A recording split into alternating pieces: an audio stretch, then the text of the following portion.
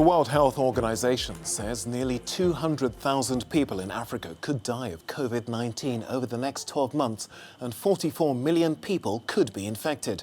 The WHO's projections are based on a worst-case scenario that assumes no virus containment measures are in place.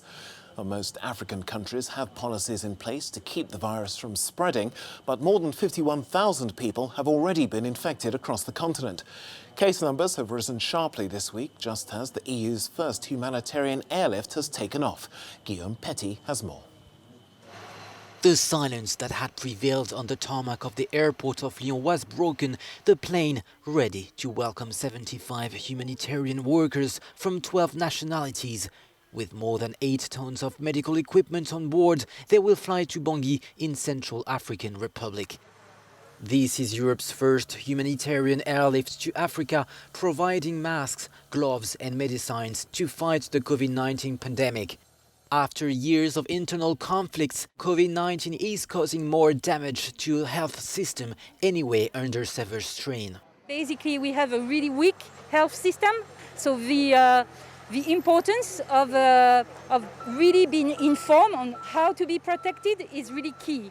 And to do that, well, we need all the humanitarian workers, all the social workers to be able to go in the communities to explain to people what to do, how to protect themselves.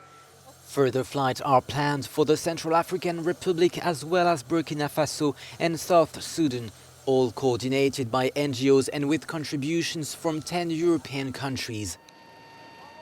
Solidarity being shown towards neighbours that was in short supply across Europe itself at the beginning of the pandemic. Euronews spoke to the EU Commissioner for Crisis Management. Yes, we did face some problems during the initial stages of the outbreak in Europe, but those problems had more to do with the lack of personal protective equipment than the lack of solidarity. Once the situation with the personal protective equipment improved, the solidarity resumed. Now it is displayed, so to say, daily. The member states are helping each other with the equipment, with doctors, with taking patients to the hospitals.